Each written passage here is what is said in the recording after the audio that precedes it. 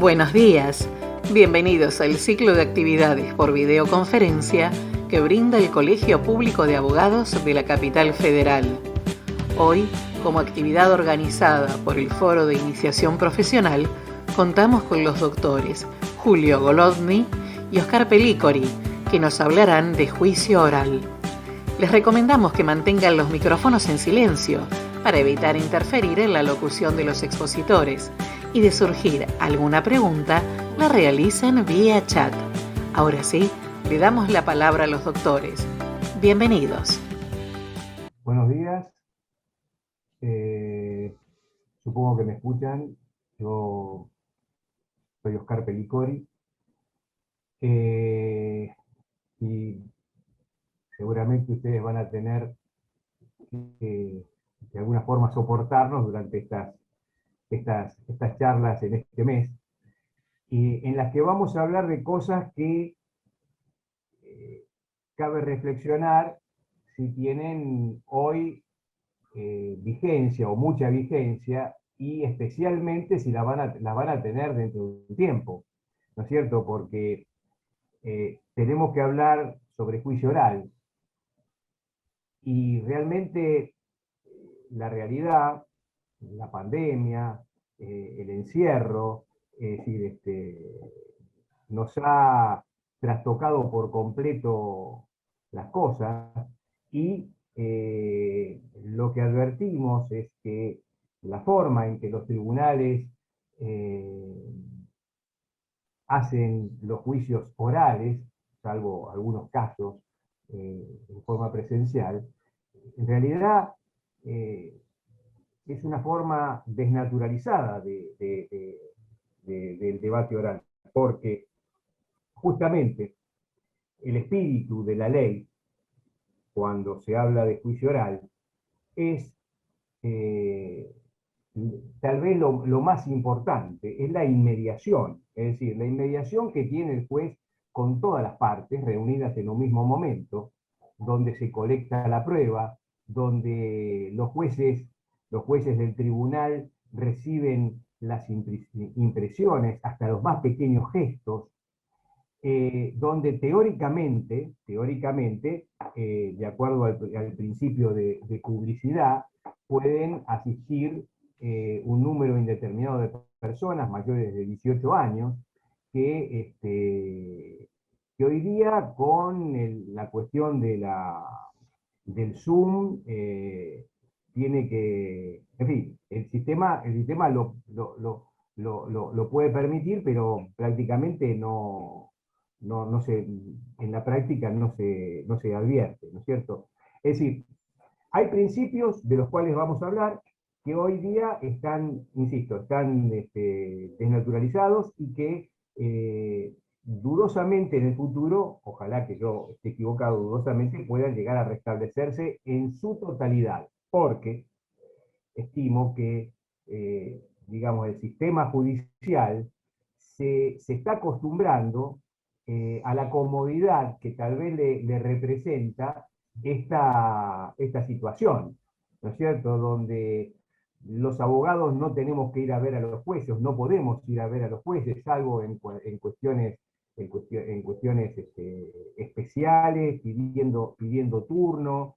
Antes nosotros los molestábamos permanentemente a los jueces, ellos tenían que, la mayor parte de las ocasiones, atendernos, y muchas veces se sentían tal vez un poco más controlados por nosotros, controlados entre comillas, ¿no? Porque obviamente la ley permite controlar.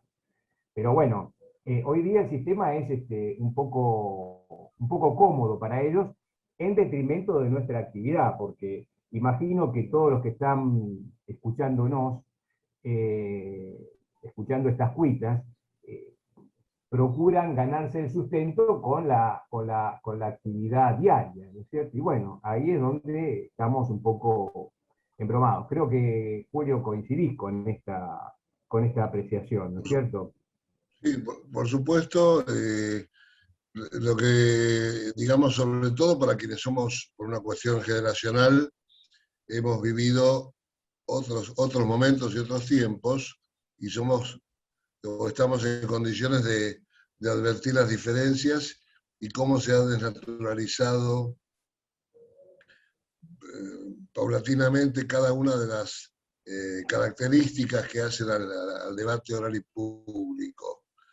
En realidad, en algún punto, yo siento que estamos en una situación de retroceso a los tiempos del proceso escrito, porque la frialdad de las declaraciones, la frialdad de las audiencias a través del Zoom, que increíblemente ha sido paulatinamente convalidado, porque hubo muchísimos planteos acerca de la inconveniencia de hacer, por lo menos en muchos casos, los debates por esta vía remota, la dificultad de ponderar adecuadamente los dichos de las personas que declaran, ya sean los imputados, los testigos, se transforma en una cosa muy técnica o muy lineal o muy fría, en la cual el juez no está en condiciones, y nosotros tampoco, de evaluar las emociones que son las que pesan en la valoración que hay que hacer de cada momento del juicio oral durante un debate.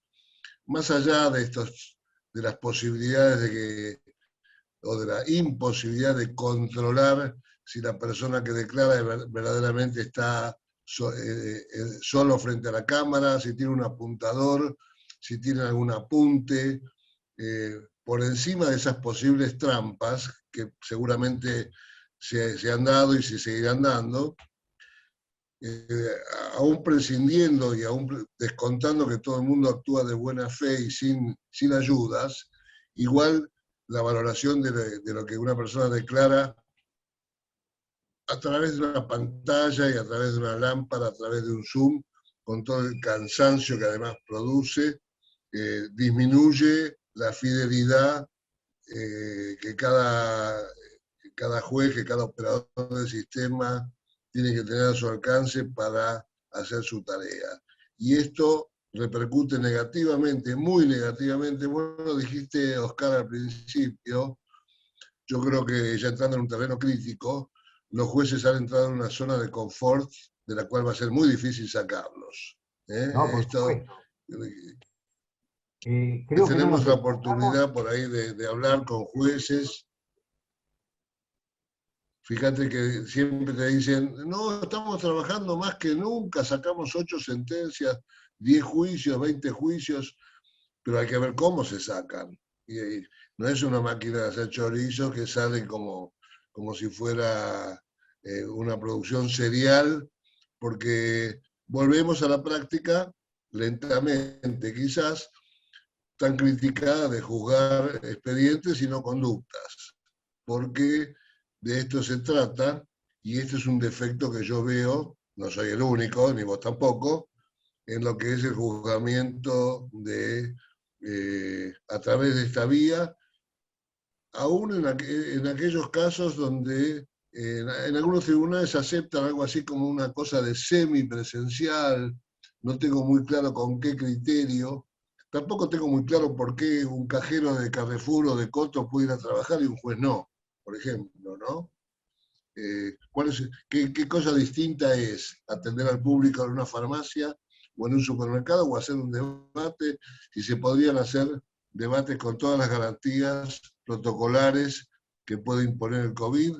Hay lugares de sobra, ni hablar si uno tiene que ser un poquito más creativo, la cantidad de cines y teatros que se pueden adaptar para hacer en forma espaciosa y cuidada y cuidadosa debates, pero yo creo que no existe la voluntad política de hacerlos, porque, insisto, este chiche nuevo para los operadores del sistema, que consiste en la posibilidad de estar cómodamente en casa, en pantuflas y en pijamas, si se quiere, con todo respeto, conspira contra una correcta administración de justicia, y nosotros tenemos la dificultad de llevar a cabo nuestra tarea con absoluta anormalidad.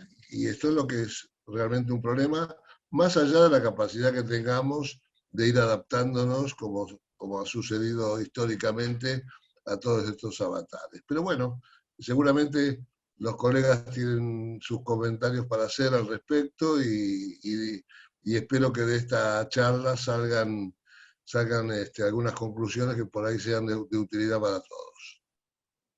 Bueno, no tengan duda, no tengamos duda que cuando todo esto termine, ojalá que en algún momento eso pase, la realidad va a ser completamente distinta. La realidad judicial va a ser completamente distinta, va a haber que adaptarse a eso y bueno, lo ideal sería bregar porque eso nuevo que venga, porque como decía Julio, digamos, los jueces esa zona de confort no la van a querer relegar. Lo bueno sería que peleemos todo desde afuera para que eso sea para los operadores lo más engorroso posible, que nosotros podamos llegar a seguir teniendo participación. Sentadas estas manifestaciones que en última instancia espero que no lo tomen como los lamentos de dos veteranos abogados, porque la verdad que ya llevamos muchos años en el ejercicio profesional, sino como aquellos que por tener más experiencia pueden observar y criticar toda la realidad.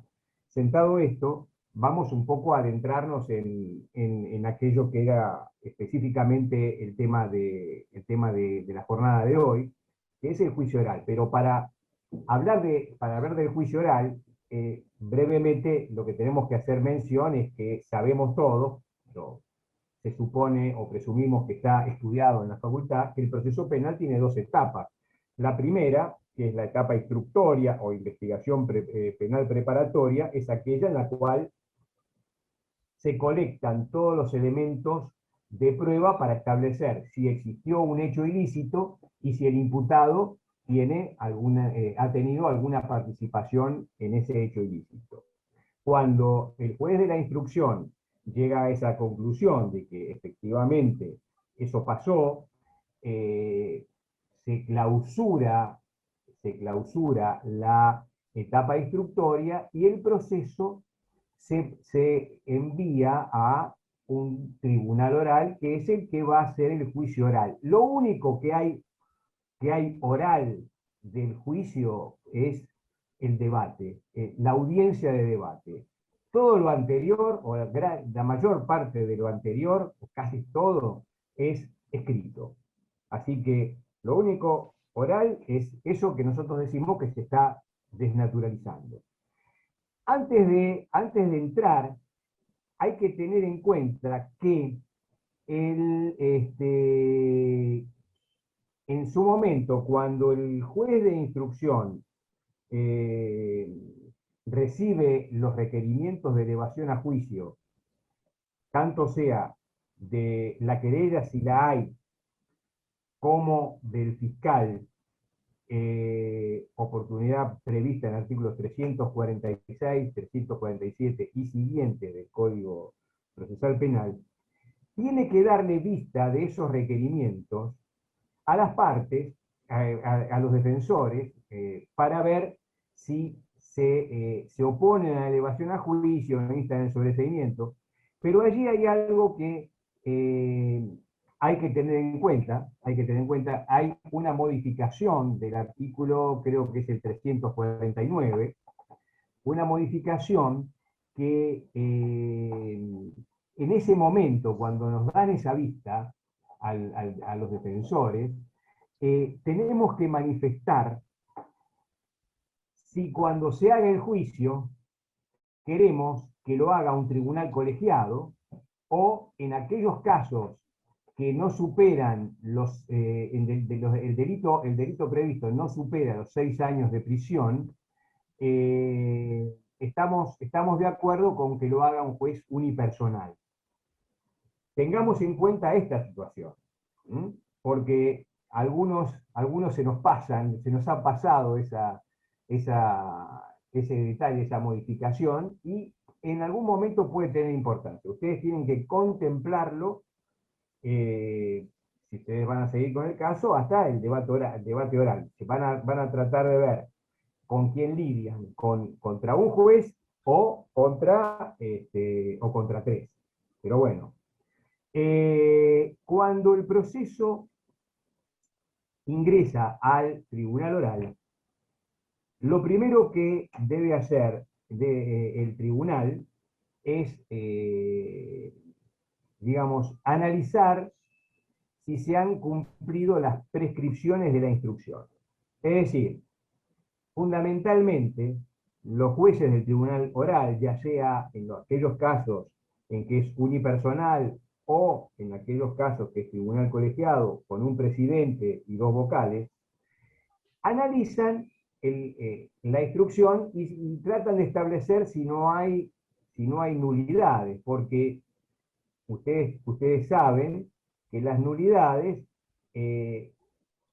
son cuestiones de orden público y los jueces las pueden decretar de oficio. No hace falta que las partes articulen un pedido de nulidad. Si los jueces la advierten, pueden decretar la nulidad y el expediente tiene que volver a la etapa instructoria para que se continúe a partir se continúe instruyendo a partir del momento en que se produjo esa nulidad. Vamos a suponer que por alguna razón la indagatoria del imputado es nula, ¿sí? El expediente, o sea, los jueces van a decretar la nulidad a partir de la indagatoria y a partir de ahí se va a volver a producir, cosa que cuando el expediente ingrese a la etapa de juicio, no haya por lo menos en forma evidente vicios que puedan llegar en determinado momento a nulificar las actuaciones. ¿Estamos de acuerdo, Julio, con eso? Hola. Sí, señor, sí, por supuesto, y también por aplicación del principio de congruencia, en cuanto a que tiene que haber un juego armónico entre el modo como le fue planteada la intimación de los hechos por los cuales fue indagado el imputado con el requerimiento de elevación a juicio para que la defensa pueda ser eficaz, ¿no? En ese sentido hay que estar con los ojos abiertos porque muchas veces se plantean diferencias o se plantean cuestiones que pueden posibilitar algún planteo, y ahí también deberá pesar la estrategia o la habilidad del colega para ver en qué momento conviene o no formular determinados planteos. Yo lo que quería, aprovechando este momento, es señalar una de las tantas modificaciones que se van dando con el paso del tiempo, porque recién vos explicaste la opción de la que dispone el imputado en elegir un juzgamiento unipersonal en determinado tipo de delitos. Acá tenemos una primera contradicción que de alguna manera se da de bruces contra el sistema, porque cuando se estableció el juzgamiento en la etapa del plenario en debate oral y público y por tribunales, se pensó que un tribunal colegiado era una forma o una fórmula de garantizar un pronunciamiento más objetivo, más justo, con opiniones más elaboradas, al haber 3 jueces en lugar de 1.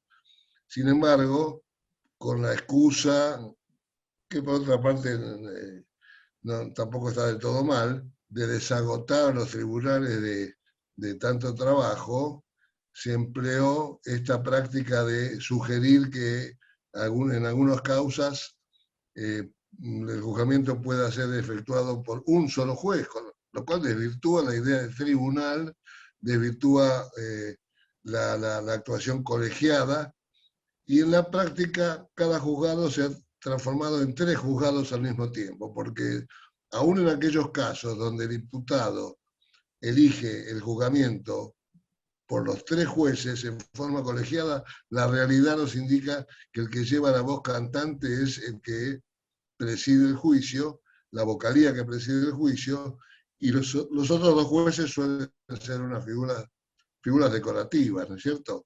Y esto no es un dato menor porque hay muchísimos aspectos que se van presentando en nuestro trabajo, ante los cuales nos encontramos con tribunales compuestos por 3 jueces que tienen 3 criterios distintos en las mismas cuestiones. Para algunos, por ejemplo, en temas tales como probation o excarcelaciones, y esto no es un tema menor porque hace a la imprevisibilidad del sistema, que es una de las principales críticas que yo tengo, sobre todo en los grandes aspectos del proceso penal, y realmente todo lo que transforma en aleatoria una opinión o un panorama o un diagnóstico, nada menos que en una instancia judicial, realmente creo que está mal, creo que no es justo, creo que desvirtúa el sentido de lo que son los tribunales, y lamentablemente nos vemos permanentemente ante este tipo de cuestiones que se ven muy claramente cuando en la época teníamos acceso a ir a los tribunales, y esa causa no presa no es de mi vocalía, y es como si fuera de otro tribunal en Australia o en Nueva Zelanda, no. Aunque es la vocalía de al lado, piensan directamente distinto, y entonces, repito, tenemos que tener suerte en el sorteo que nos toque una vocalía afín con la aplicación de las garantías constitucionales, y también ni hablar en el caso enorme de tribunales que están vacantes y vocalías vacantes, donde concitar y convocar jueces es toda una aventura. Bueno, entonces, hechas estas aclaraciones, y también aquella que mencionaba en cuanto a que los jueces lo primero que hacían era analizar si ellos advertían nulidades. El primer acto que realiza el tribunal oral, si es que no vuelven las cosas para atrás por alguna nulidad, es, conforme lo dispone el artículo 354 del Código Procesal Penal de la Nación, citar a juicio a las partes. Y en realidad la citación a juicio es, digamos, es el momento en que las partes tienen que también ofrecer la prueba de la que se van a valer en el juicio. Porque, a ver, durante la etapa instructoria, como decíamos al comienzo, se reciben todas las pruebas para establecer si existió un hecho ilícito y si existió responsabilidad por parte del imputado. Pero, esas pruebas, o digamos, llamémosle como el viejo código o barrio llamaba a esto, esa semiplena prueba, que era en su momento el auto de prisión que había para dictar el auto de prisión preventiva y que servía para justificar el pase a juicio de los expedientes, esa semiplena prueba no alcanza para establecer un juicio condenatorio o absolutorio. Hay que ofrecer en este momento, en la oportunidad del artículo 354, toda la prueba que uno quiera usar durante el debate, porque por más que la prueba se haya colectado en la instrucción, si la prueba no entra expresamente al debate, no puede ser usada por los jueces para dictar una condena o una absolución. Es decir, la prueba que no se ofreció y que no es receptada por el tribunal no existe. Por supuesto, en ese momento, seguramente, la prueba que vamos a ofrecer en su mayor parte es la prueba que se colectó en la instrucción, pero la vamos a tener que ofrecer en forma expresa, es decir, vamos a tener que decir, por ejemplo,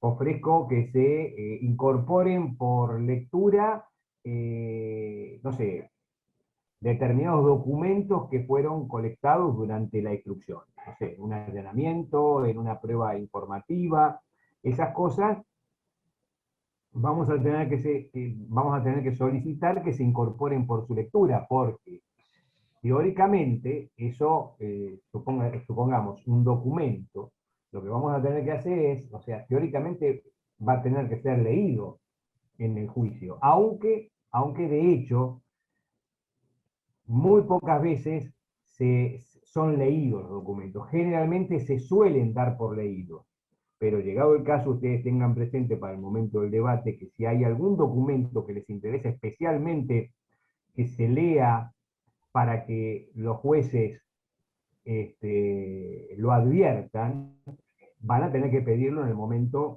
oportuno, que espero poder llegar hoy. Porque pero bueno, esa es una de las cosas, pero por ejemplo, una declaración testimonial prestada durante la instrucción.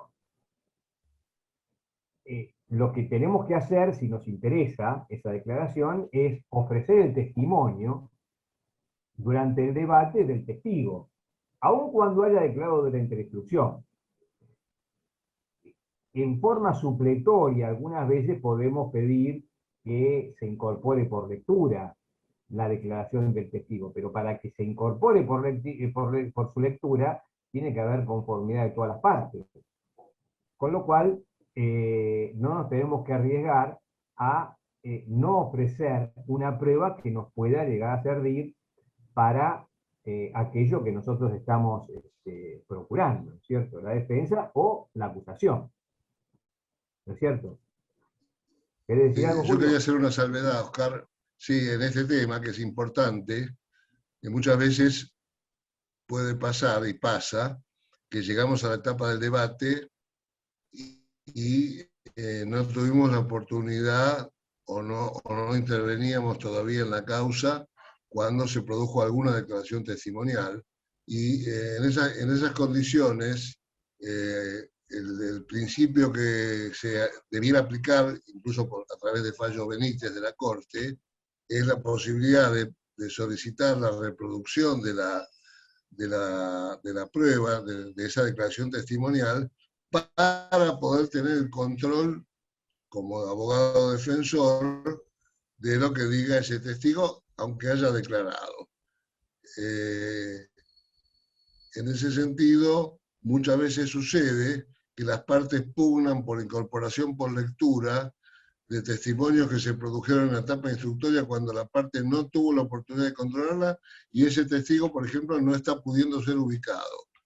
Entonces, en general, si ese testimonio no nos favorece, tenemos que pelear que no se permita su incorporación por lectura hasta tanto se agoten por lo menos los medios para que comparezca, y si no puede ser habido ese testigo, entonces no se incorporará, justamente porque la idea es que la parte tenga la posibilidad de ejercer el control, el contralor de toda la prueba.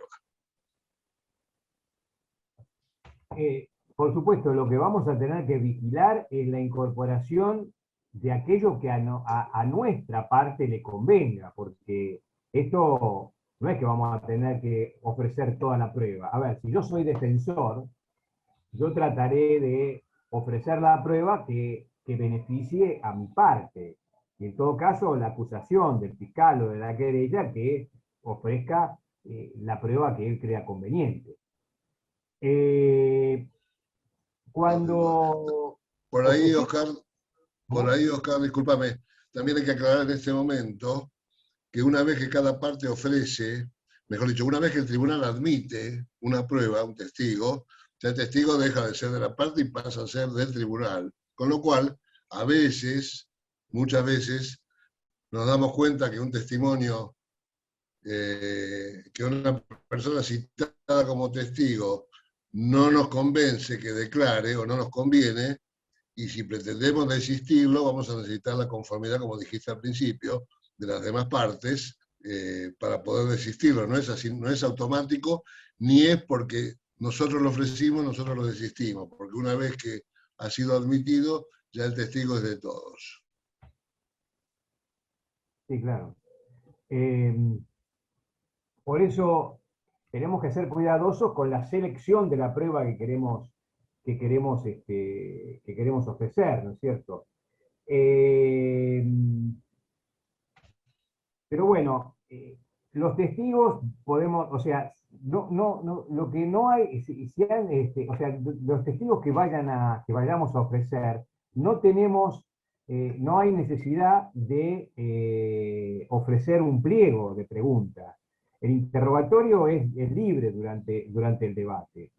Por supuesto, los testigos que han declarado durante la instrucción, si los ofrecemos, van a tener que declarar sobre lo que ya declararon.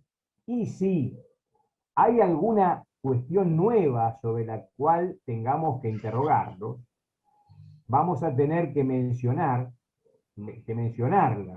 para darle chance a la otra parte de prepararse para defenderse. Por supuesto, en los testigos que declararon en la instrucción no es lo que se hace, es decir, habitualmente.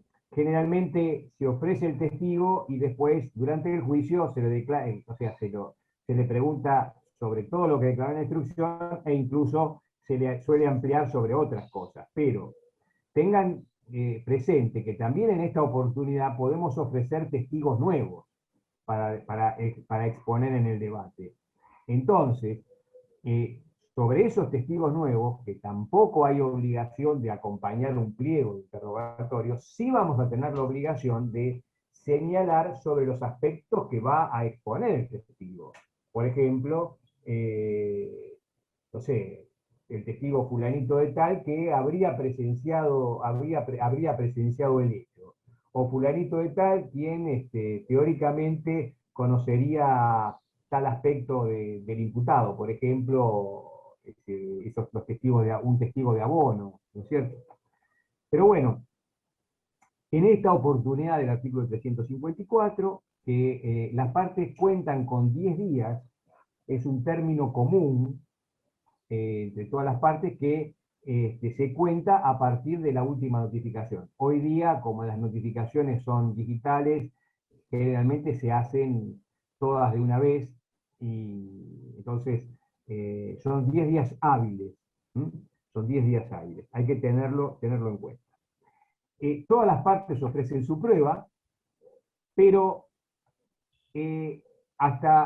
digamos, ahora viene una etapa, digamos, una nueva etapa, que es que los jueces tienen que analizar las pruebas que ofrecieron las partes para el debate y van a decidir qué pruebas admiten y qué pruebas no. Si nosotros ofrecemos una prueba que nos es rechazada, el único recurso que vamos a tener en este caso va a ser el recurso de reposición. Es decir, que vamos a tener 3 días para articularlo y vamos a tener que señalar al tribunal cuáles son las razones por las cuales esa prueba debe ser admitida. Y además, en ese recurso de reposición, seguramente vamos a tener que decir que en última instancia, si la decisión no es repuesta, no es revocada por contrario imperio, ustedes tienen que hacer presente que hacen reserva de ocurrir oportunamente en casación. Porque, digamos, durante el proceso vamos haciendo cosas, vamos sembrando las cosas para el momento oportuno. Es decir, si ustedes leen el artículo 456 del Código Procesal Penal de la Nación, ustedes van a ver que se puede ir en casación por vicios de fondo, el inciso primero, vicios sobre la ley aplicable, por ejemplo, y además por cuestiones de forma, el inciso segundo. Pero en este caso, siempre y cuando se haya hecho reserva oportuna de ocurrir en casación. Es decir, que yo tengo que prever que si me rechazan una prueba, a lo mejor, cuando sea el momento, si es que la sentencia es adversa para mi parte, yo voy a tener que ir en casación. Y una de las razones que voy a exponer para ir en casación va a ser que no se consideró la prueba tal, fue rechazada. Pero no voy a poder ir en casación por ese tema si yo no hice reserva oportuna de ocurrir en casación. Así que ténganlo muy presente, porque en toda esta etapa, toda la etapa de juicio, de juicio hasta el momento de la sentencia, es decir, no hay recurso de apelación. El recurso de apelación es el que uno pudo articular durante la etapa instructoria. Acá no hay recurso de apelación. El único recurso que hay es el de reposición para pedirle al tribunal que reponga su decisión por contrario imperio, y además, llegado el caso, el recurso de casación. ¿Mm? Pero si no hacemos lo oportuno para poder ir oportunamente en casación, seguramente nos vamos a quedar, como se dice vulgarmente, colgados del pincel. ¿Mm? Entonces, el tribunal decide qué pruebas son admisibles y cuáles no. Nosotros repusimos o no, y queda más o menos delineada la prueba que se va a producir durante el debate. No tenemos todavía posibilidad de oponernos a la prueba que ofreció la otra parte. No podemos decir todavía que el testigo tal o cual no puede declarar por tal o cual razón. Eso seguramente lo vamos a poder hacer cuando, en el momento del debate, ¿no es cierto? No sé si querés agregar algo, Julio, porque yo me pongo a hablar y No, sigo. está muy bien. Más allá de que después sobre la marcha se van dando distintas cuestiones que relativizan en algún punto, por un lado la letra de la ley y por otro lado lo que es la modalidad del tribunal, sobre todo cuando se producen cuestiones que afectan la garantía del derecho en juicio, la defensa en juicio, el debido proceso, o sea, cuando se producen nulidades absolutas, justamente por privar a la parte del derecho a defenderse en forma correcta, ante lo cual esa formalidad de hacer la reserva en algún punto cede.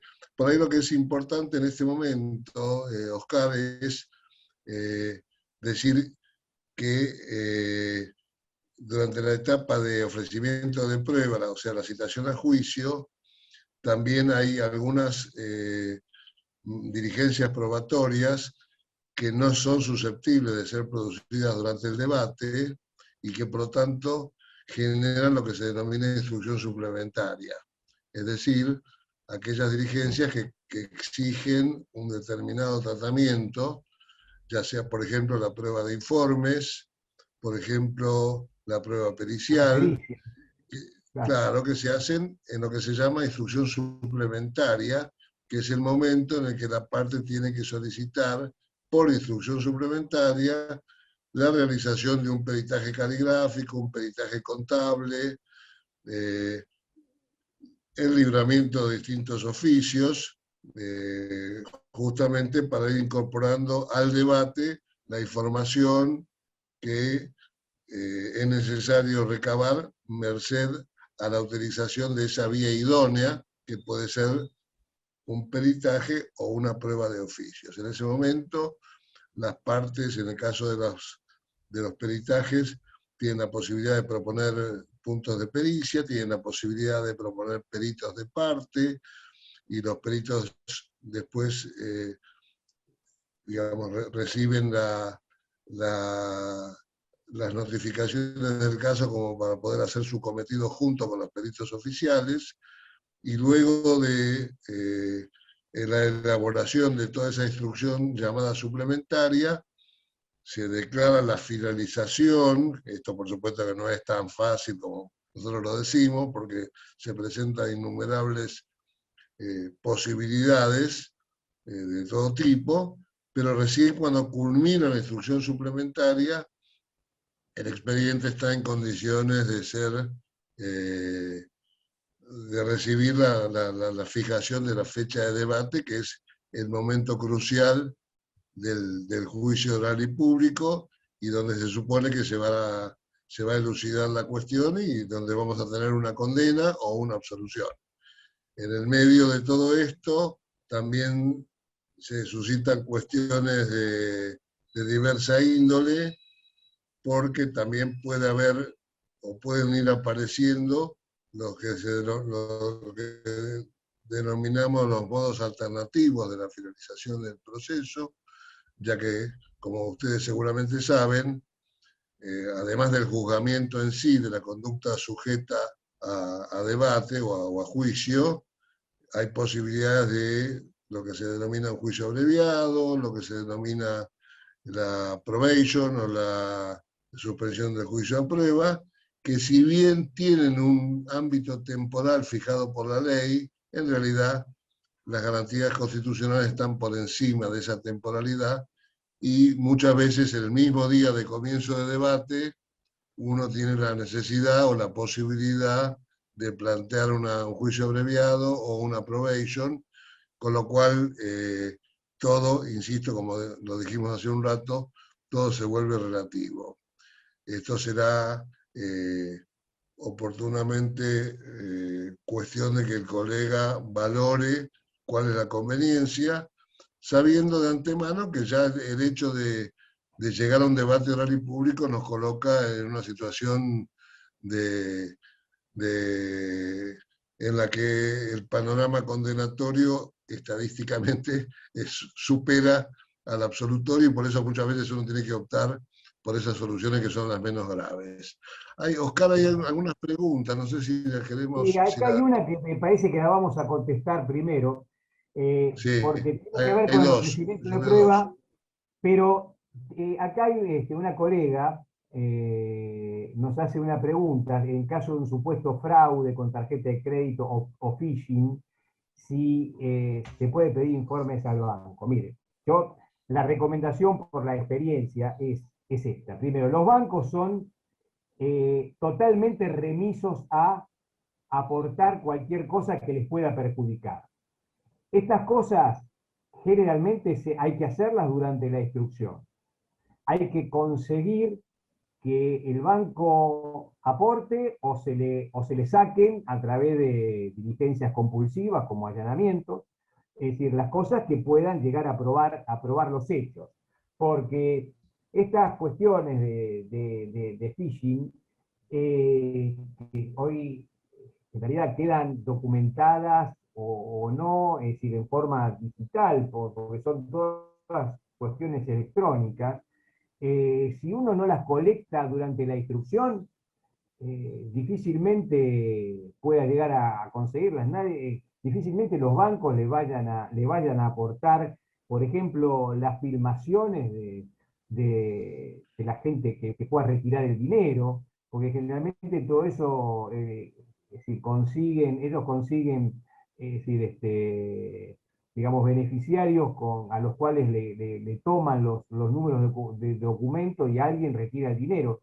Pero si eso no se hace en los primeros momentos o durante la etapa instructoria, en el juicio ustedes van a poder ofrecer la medida de prueba en la etapa esta que les decía, del 354, pero eso supone que haya alguien imputado de hacer esa maniobra y bueno, difícilmente llegue a juicio, ¿no? No, además tampoco hay tanto margen para hacerlo porque por lo general las filmaciones se conservan durante 2 meses, 3 meses, no mucho más que eso, y cuando llegamos al juicio oral y al 354, ya pasaron por ahí 2 años, 3 años, 10 años, entonces conseguir imágenes y material en general para la reconstrucción histórica de determinados aspectos es muy difícil.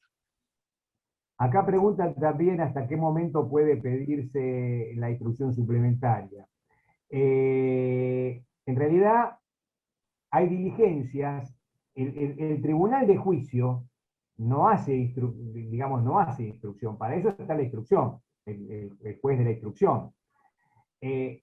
Cuando ofrecemos la prueba, cuando ofrecemos, no sé, la testimonial, la informativa, o sea, para pedir una prueba informativa, necesariamente hay que pedir prueba, digamos, instrucción suplementaria, creo que es el 357 del Código Procesal Sí, Penal de la sí, Nación. sí, sí.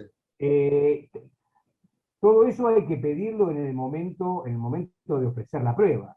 Por ejemplo, también por instrucción suplementaria, puede pasar, eso se hace en este momento, pero podría pasar, por ejemplo, que uno de los testigos que va a tener que declarar en el juicio enferme, esté próximo a fallecer o viajar al exterior. En ese caso, uno podría pedir que por instrucción suplementaria y convocando a todas las partes, se le tome declaración a ese testigo que o está próximo a fallecer o está próximo a viajar. Es decir, que digamos, no es un momento determinante o perentorio el momento de la instrucción suplementaria. Generalmente se hace es decir, al ofrecer la prueba, pero puede pasar por estas cuestiones excepcionales que estoy comentando que haya que pedirlo después, porque generalmente suele pasar bastante tiempo entre el momento en que las partes ofrecen la prueba y el momento en que se hace el debate. Y en ese lapso puede pasar cualquier cosa, ¿no? Así que espero que, bueno, todo esto... Igualmente también el código tiene una contemplación normativa para el caso de la aparición de pruebas que se desconocían con anterioridad y que se puede solicitar su incorporación previa sustanciación y bajo juramento de que no se conocía su existencia con anterioridad. Pero por encima de lo que son las previsiones normativas, yo quiero hacer un comentario que me parece que, por lo menos cuando me lo hicieron a mí, me resultó de suma utilidad.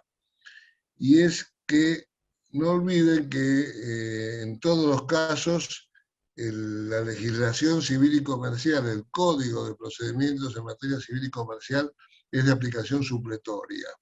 Y el Código Civil de Procedimiento Civil y Comercial tiene muchísimas normativas, muchísimas normas que le dan cierto margen o un amplio margen de maniobra a los jueces, los artículos 34, 36, 38, las facultades ordenatorias del juez. ¿Por qué digo esto? Porque a veces, ya sea porque nos comimos una prueba o porque surge la necesidad de hacer una medida, tenemos la posibilidad de peticionar lo que se denominan las medidas para mejor proveer, y debidamente fundadas y sustanciadas, muchas veces ahí encontramos un naipe ganador para dirimir una cuestión determinada. Esa medida para mejor proveer puede ser de cualquier índole, porque también es importante recordar que, por lo menos en teoría, y en el marco del proceso oral, del juicio oral, debe regir el principio de amplitud de la prueba. El principio de amplitud de la prueba, es decir, el juez tiene que tratar de ser lo más amplio posible para garantizar al imputado, al justiciable, que se defienda en forma eficaz y correcta, y dentro de lo posible, con un límite. Pues muchas veces nos preguntan, ¿para qué quiere usted tal cosa? ¿O para qué quiere usted tal testigo? ¿Y qué va a probar con tal cosa? Esas preguntas que a menudo se van a suscitar durante el proceso penal tienen el límite del secreto profesional y de la obligación de no revelar una estrategia. Yo no tengo por qué decir, mire, quiero a este testigo porque él vio cuando lo mataban. Yo puedo decir, tiene información muy importante para aportar, tratando de no revelar cuál es mi estrategia, que esto es muy importante saberlo y defenderlo a muerte, ¿no es cierto? Porque algunos tribunales son demasiado curiosos, y entonces insisten, y diga para qué, y diga para qué. Y realmente no es este el sentido del juicio oral, en el cual hay otro principio que está emparentado con todo lo que venimos diciendo, que es el principio de igualdad de armas. Es decir, yo como defensor tengo la misma, o debo disponer de las mismas garantías que el tribunal le ofrece a la acusación, ya sea al fiscal o a la querella.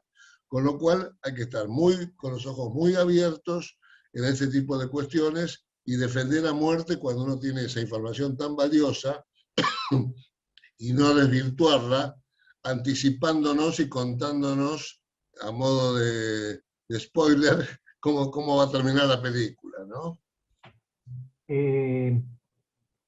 Antes de continuar, Marina hace una pregunta. Roxana Pacheco, creo que está, por el tema del phishing. Yo creo que es una forma de defraudación, ¿no? Es decir, no es un hurto. Es decir, creo que es una forma de defraudación. El 173.15, es decir, lo define un poquito mejor, pero es una manera de defraudar. ¿Mm? Sí. Es, Sí. es una Hay manera de defraudar. algunos autores que sostienen una postura curiosa, quizás, en cuanto a que las máquinas no pueden ser sujeto pasivo de estafas o de defraudaciones. Hay un trabajo muy bueno de un juez que se llama Altieri al respecto, que se lo recomiendo, que hace todo un análisis de las figuras que consisten en esas maniobras que se pueden llevar a cabo con un cajero automático o con alguna máquina expendedora de dinero, es un dispenser, y hay toda una discusión doctrinaria. Yo acuerdo con vos, Oscar, que esta es una forma de defraudación, ¿no? Sí, yo creo que Después, sí. Pero por acá había una pregunta que viene medio demorada porque la hicieron hace rato. Martín Pérez pregunta si se considera oportuna para la defensa la presentación de descargo o espontánea escrita antes de la declaración del imputado. Esto nos retrotrae a la etapa instructoria, evidentemente, y en la práctica creo que a lo mejor lo que puede interesarle al colega es saber que desde que estamos en esta situación de pandemia y de Zoom, se ha popularizado o difundido el hecho de presentar las declaraciones, cuando nos fijan una declaración indagatoria, hacer una presentación por escrito que se sube a la plataforma, no sé, un día antes o unas horas antes, y después se comparece por Zoom ante la autoridad judicial y el imputado se remite a lo que ya dijo por escrito en ese descargo. Esto es algo sumamente práctico, sobre todo cuando nos toca defender a alguna persona que la vemos medio flojita como para contestar preguntas y demás. En realidad, volviendo o retomando algunas de las cosas que junto con mi compañero vamos reseñando, el toma y daca propio de una declaración indagatoria, de un interrogatorio, la espontaneidad, es algo que se resiente muchísimo cuando se hace la declaración por medios remotos. Entonces, a veces para pisar sobre el terreno seguro, es preferible presentar por escrito esa declaración, cosa de no exponer al imputado a momentos de algún riesgo o de alguna angustia. Hay gente que, por más ilustrada que sea, se pone muy nerviosa. Insisto, esto es de la primera etapa del juicio, ¿no? De la etapa instructoria.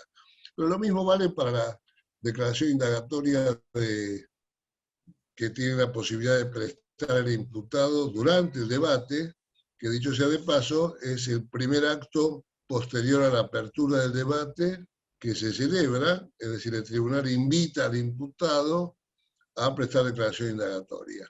Y por lo general está muy acendrada la costumbre de decir, no, por ahora me remito a lo que ya dije, me reservo para más adelante. Eso dependerá de las miles o los miles de avatares que tiene cada juicio, cada causa y cada persona. También es importante la cantidad de imputados que hay. A veces uno, para sacar del montón a un imputado, lo hace declarar antes o no lo hace declarar.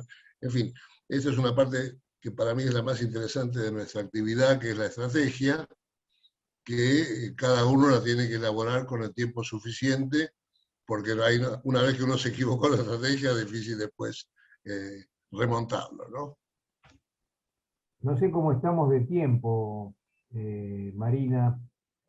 Es decir, yo tengo entendido que era de 11 a 12 esto, ¿no? Esta charla, ¿no es cierto? O Lo que podemos pasa es seguir. que es tan amplio que da para... Sí. Además, todavía ni siquiera empezamos a hablar sobre el juicio, prácticamente, sobre el juicio en sí. Bueno, bueno, bueno. cosa que no sé, depende de lo que... Pero salieron muchas cosas, ¿eh? Salieron cosas, salieron cosas. Sí, yo creo que sí, yo creo que sí. Y tal vez a lo mejor la semana que viene podemos, más allá del tema, podemos empezar Eh, haciendo una breve alusión al debate en sí, a lo que pasa en el debate, y ¿no? una cosa que venía pensando, Oscar, esta mañana, y lamentablemente por la pandemia se hace difícil, pero a mí me parece que, poniéndonos en el lugar de los más jóvenes, posiblemente el debate oral sea el cuco del derecho penal, ¿no? Es decir, genera un montón de expectativas y de incertidumbres y atemoriza bastante, no solamente porque, por su propia naturaleza, sino por la enorme cantidad de modalidades que se presentan según el fuero, según el tribunal, según el fiscal. Quedaría para hablar, qué sé yo, 2 años seguidos de ese tema. Entonces yo pensé, qué bueno que es y qué buen resultado nos dio a nosotros cuando empezó a regir el Código de Procedimientos nuevo. Nosotros los viejos lo seguimos llamando nuevo, y ya tiene casi 30 años. Claro, nosotros Qué bueno que es participamos, ver juicios, sí, pero qué nosotros bueno que es participamos ver un de... juicio oral. Claro,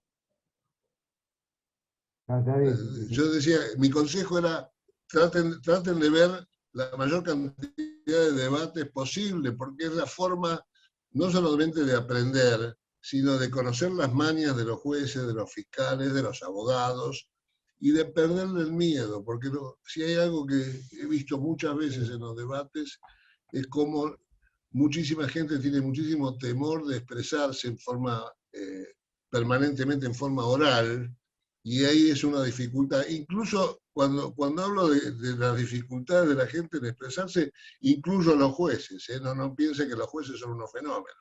A los Hay de jueces todo, tenemos como que, abogados. ¿Eh? a los Está jueces, parejo, está parejo. a los jueces tenemos que tenerles respeto, no temor.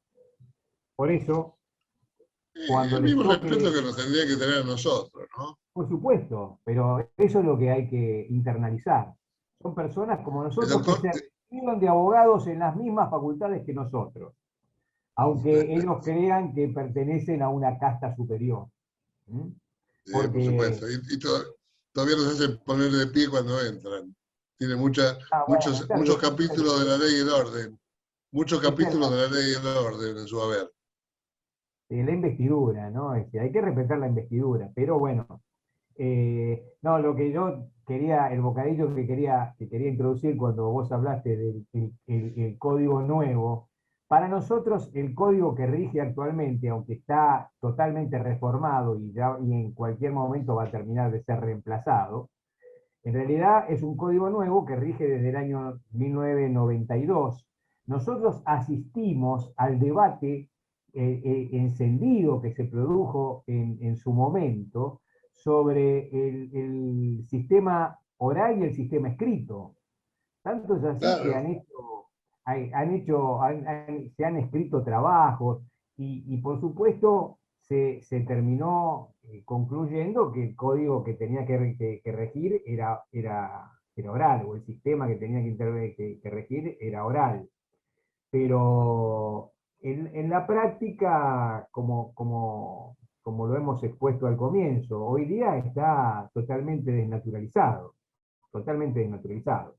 Pero bueno, Dios mediante, la semana que viene a lo mejor podemos arrancar con un poquito de esto del debate en sí, como para no dejarlo inconcluso y seguir con el tema que toque, ¿no? Es decir, así es.